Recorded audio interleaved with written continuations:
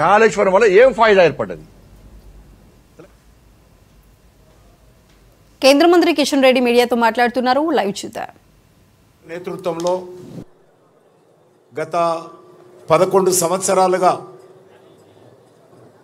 చేసినటువంటి అభివృద్ధి కార్యక్రమాలు కానీ, తీసుకున్నటువంటి విధానపరమైన నిర్ణయాలు కానీ, ప్రజలకు విలించేటువంటి కార్యక్రమంలో భాగంగా ఈరోజు మనం కలిసాం.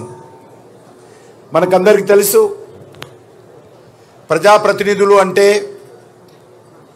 ఈరోజు ప్రజలకు ఎప్పటికప్పుడు అందుబాటులో ఉంటూ ప్రజలతో ప్రజా సమస్యల పరిష్కారం కోసం నిరంతరం కృషి చేయాల్సినటువంటి అవసరం ఉంది.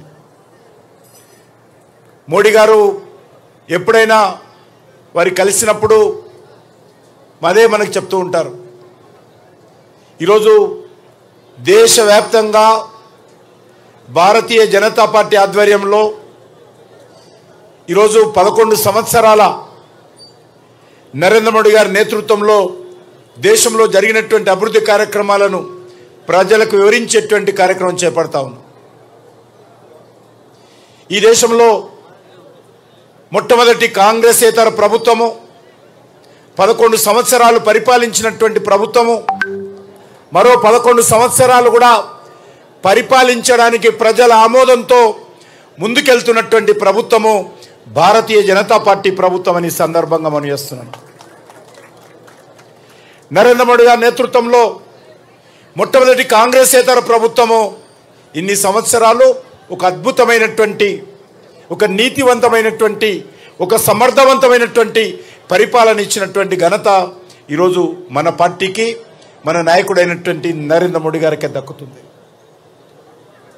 మనం చూశాము, కాంగ్రెస్ పార్టీ హయాంలో, ముఖ్యంగా యూపీఏ హయాంలో సోనియా గాంధీ నేతృత్వంలో మన్మోహన్ సింగ్ గారు ప్రధానమంత్రిగా ఉన్నప్పుడు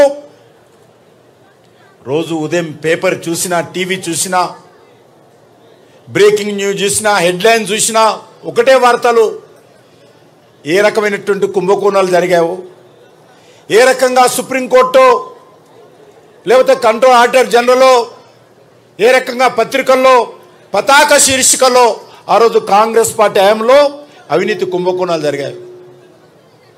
అందుకే 2014లో జరిగినటువంటి ఎన్నికల్లో దేశ ప్రజలందరూ నిర్ణయించుకున్నారు, ఈ దేశానికి ఒక కీలుబొమ్మ ప్రభుత్వం ఉండకూడదు, ఒక కీలుబొమ్మ ప్రధాని ఉండకూడదు, ఈ దేశంలో ఒక అవినీతి ప్రభుత్వం ఉండకూడదు, ఒక నీతివంతమైనటువంటి ప్రభుత్వం కావాలి, సమర్థవంతమైనటువంటి నాయకత్వం కావాలి దేశానికి అని చెప్పి 2014లో మోడీ గారి నేతృత్వంలో దేశ ప్రజలందరూ కూడా ఎవరు ఊహించని విధంగా అద్భుతమైనటువంటి మెజార్టీతో నరేంద్ర మోడీ గారి నాయకత్వంలో బీజేపీని, ఎన్డీఏని గెలిపించారు.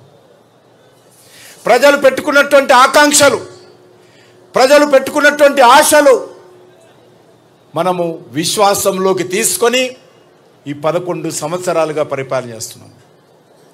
ఈరోజు మోడీ గారిని అనేక రకాలుగా విమర్శిస్తారు. కానీ ఈ దేశంలో ఏ పార్టీ కానీ, ఏ పత్రిక కానీ, ఏ టీవీ ఛానల్ కానీ ఈ 11 సంవత్సరాలుగా ఏ ఒక్క రోజు కూడా నరేంద్ర మోడీ గారి ప్రభుత్వం అవినీతి ప్రభుత్వం అనో, నరేంద్ర మోడీ గారి ప్రభుత్వం ₹1 దుర్వినియోగం చేసిందనో ఏ ఒక్కరు కూడా ఈ దేశంలో విమర్శించలేదంటే దానికి నరేంద్ర మోడీ గారి నాయకత్వము నీతివంతమైనటువంటి నాయకత్వం అని చేస్తుంది. అంతేకాదు, ఆ రోజు మన్మోహన్ సింగ్ గారి నేతృత్వంలో ఒక రిమోట్ కంట్రోల్ ప్రభుత్వం ఉండేది, ఒక అసమర్థమైనటువంటి నాయకత్వం. ఎక్కడ కూడా ఏ సమస్యలు పరిష్కారం చేయలేనటువంటి పరిస్థితుల్లో, నిస్సహాయమైనటువంటి స్థితిలో ఆ రోజు ప్రభుత్వం పనిచేసింది. మరి ఈరోజు నరేంద్ర మోడీ గారి ఏ రంగంలో తీసుకున్నా, గ్రామీణ ప్రాంతాల్లో పేద ప్రజలకు టాయిలెట్ నిర్మాణం నుంచి మొదలు పెడితే, భారత ప్రభుత్వము, భారతదేశము చంద్రమండలంలో త్రివర్ణ పతాకం ఎగరేసే వరకు కూడా అన్ని రంగాలలో కూడా ఈరోజు నరేంద్ర మోడీ గారి నాయకత్వంలో అద్భుతమైనటువంటి పరిపాలన. భారతీయ జనతా పార్టీ అంటే ఏంటో, భారతీయ జనతా పార్టీ సిద్ధాంతం ఏంటో, భారతీయ జనతా పార్టీ నాయకత్వం ఏంటో, భారతీయ జనతా పార్టీ దృష్టిలో భారతదేశం ఏ రకంగా ముందుకెండాలో ప్రపంచ ప్రజలకు తెలిసే విధంగా ఈరోజు మన నాయకత్వం పనిచేస్తూ ఉంది. అంతేకాదు, ఇంతకుముందు కూడా పెద్దలు చెప్పారు,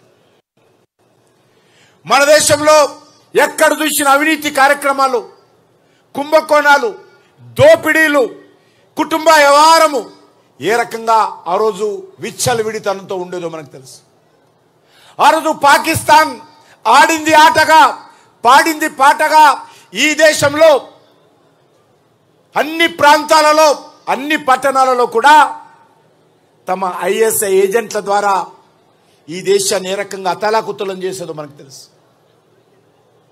మన హైదరాబాద్ నగరం కూడా ఏ రకంగా పాకిస్తాన్ ఐఎస్ఐ కారణంగా అనేక రకాల సమస్యలకు, ఇబ్బందులకు ఎదుర్కొన్నాము.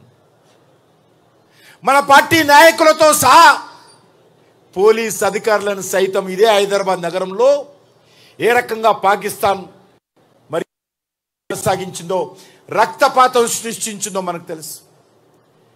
అదేవిధంగా సెక్రటరియట్ ఎదురుగా లుంబిని పార్కులో కానీ, కోకుల్ చాట్ బండార్లో కానీ, దిల్సుఖ్ నగర్ సాయిబాబా టెంపుల్లో కానీ, లేకపోతే చుట్టుపక్కల అనేక పట్టణాలలో ఏ రకంగా పాకిస్తాన్ ఉగ్రవాద కార్యక్రమాలు జరిగారు.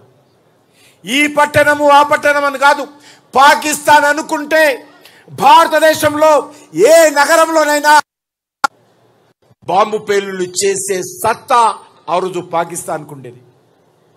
ఓ నిస్సాయమైనటువంటి పరిస్థితుల్లో, ఏమీ చేయలేనటువంటి పరిస్థితుల్లో ఇది మా కర్మ అనుకునేటువంటి విధంగా భారతదేశము ఆ రోజు పాకిస్తాన్ ఉగ్రవాద కార్యక్రమాలను భరించింది.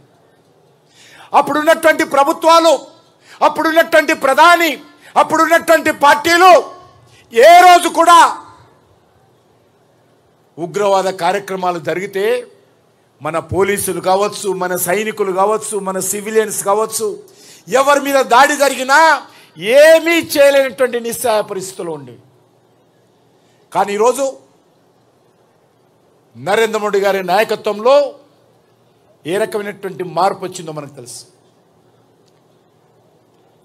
అది సర్జికల్ స్ట్రైక్ కావచ్చు, రెండోసారి జరిగితే పుల్వామాలో అది ఎయిర్ స్ట్రైక్ కావచ్చు, మూడోసారి పహల్గామ్లో జరిగితే ఏ రకంగా ఆపరేషన్ సింధూర్తో ఇక్కడ ఉన్నది భారతీయ జనతా పార్టీ ప్రభుత్వం బిడ్డ, ఇక్కడ ఉన్నది నరేంద్ర మోడీ గారు, మేము చూస్తూ కూర్చోమని చెప్పి ఏ రకంగా పాకిస్తాన్కు బుద్ధి చెప్పామో, ఏ రకంగా భారతదేశం సత్తా ఏంటో ప్రపంచానికి పాకిస్తాన్కు చూపించామో, ఈరోజు ప్రపంచమంతా కూడా నివ్వెరపోయే విధంగా భారత సైనికులు ఏ రకంగా తమ సత్తా చాటారో మనమందరం చూశాము. అంతేకాదు, అన్ని రంగాలలో కూడా గ్రామీణ ప్రాంతాలలో గ్రామ పంచాయతీలకు నిధులు ఇవ్వడంలో కావచ్చు, ప్రధానమంత్రి స్ట్రాటజీ. ఇవి ఇప్పుడు అప్డేట్స్. Keep watching 99 TV.